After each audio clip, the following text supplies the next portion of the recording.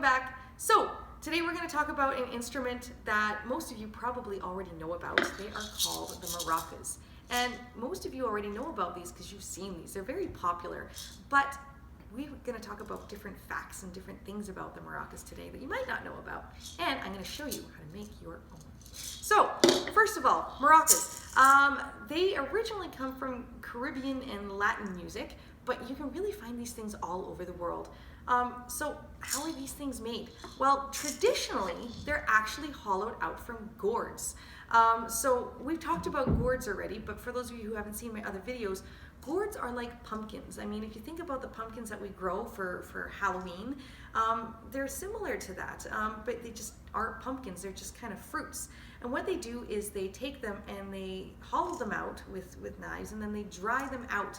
And I'm not talking like a couple of hours, I'm talking about months and months. They'll sit these things out in the sun and they'll be just dried out. And when they're all dried out and cleaned, they can be used to make instruments. Sometimes they'll be used to make bowls and things like that too. I mean, they're not just for instruments, but in this case, they are used for instruments. Today, however, we can see maracas that are made out of all kinds of things like plastic and metal, or in my case, even wood. But today we're going to focus a little bit on how different countries use them.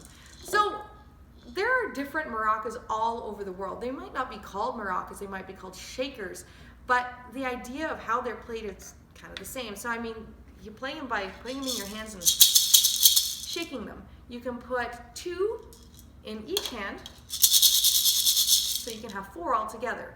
But typically you see people use them with 1 in each hand. Now, in different countries, they mean and are played in different ways. So, for example, in Brazil, they are called the cacice, and they are made from small wicker baskets with seeds inside of them, and you just shake them. So once again, they're not called maracas, they're actually called a cacice, but they're still played the similar way, kind of what we would think is a maraca. In Colombia, they're a super important part of their ensembles that they play with. In Venezuela, the singer actually plays them as rhythmic accompaniment. So I mean, they'll sing and then they'll use this to accompany themselves. So I mean, you can see in different countries they are played and used differently, and they look different too. But that doesn't change that they're still used for music. So how are we going to make our own? Because I mean, you can make these at your own home.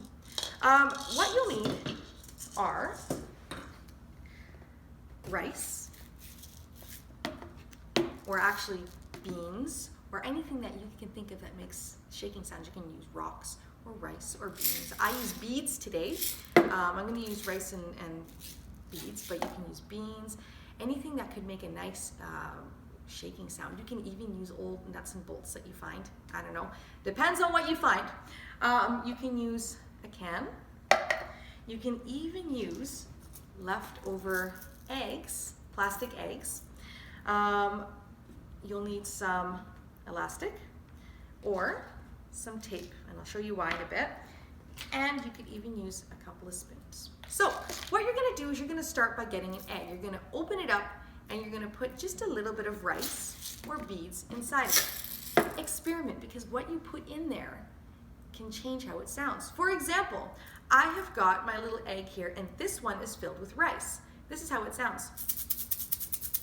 Kind of a neat little sound. I took another egg and I gave myself handles. I used the spoons to give myself a handle, so it's like a real maraca. And in this one I put beads, and let's see how that one sounds.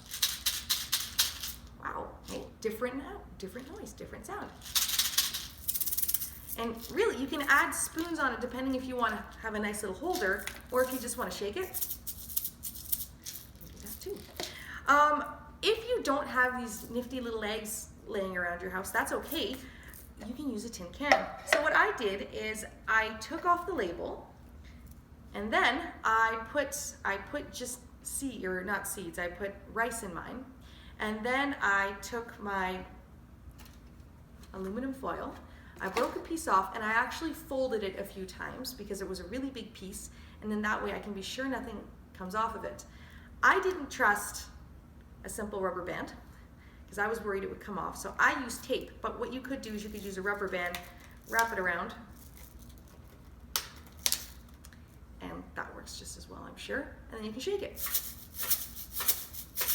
Now, once again, it doesn't have to be rice. It could be anything you want. Be as creative as you want and make as many as you want, because to be honest, everything you put in there is gonna sound different. And even the amount, you could take a whole bunch of rice and see how that changes it versus only putting a little bit of rice in.